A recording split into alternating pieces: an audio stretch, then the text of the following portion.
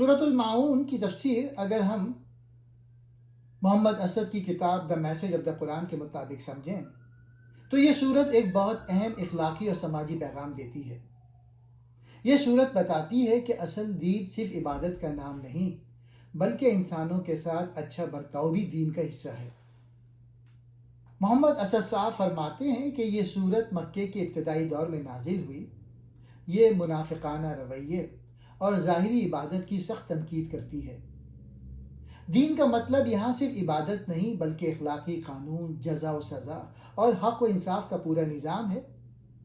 جو اسے جھٹلاتا ہے وہ اصل میں اللہ کے احکام کو نظر انداز کرتا ہے۔ سورت دو قسم کے لوگوں کی مذمت کرتی ہے۔ وہ جو یتیم کو دھکا دیتے ہیں اور غریبوں کو کھانا نہیں دیتے، یعنی سماجی ذمہ داری سے منہ موڑتے ہیں۔ وہ جو نماز تو پڑھتے ہیں لیکن دل سے غافل رہتے ہیں۔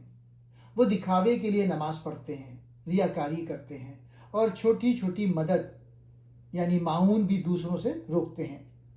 معاون کا مطلب ہے چھوٹی چھوٹی ضروری چیزیں جیسے برتن، آگ، پانی یا معمولی مدد جو روزمرہ زندگی میں ایک دوسرے کو دیتے ہیں۔ محمد اسد کہتے ہیں کہ یہ لفظ سماجی ہمدردی اور چھوٹی نیکیوں کو ظاہر کرتا ہے۔ جو یہ بھی نہیں کرتے وہ اصل میں دین کو جھٹلاتے ہیں۔ یہ سورت بتاتی ہے کہ حقیقی ایمان صرف زبان اور ظاہری عبادت میں نہیں بلکہ دل کی توجہ، یتیم و مسکین کی مدد اور روزمرہ کی چھوٹی نیکیوں میں ہے۔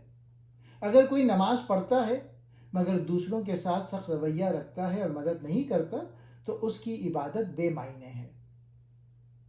محمد اسد کی کتاب میں یہ بات واضح ہے کہ اسلام ظاہری اور باطنی دونوں سطح پر پاکیزگی مانگتا ہے۔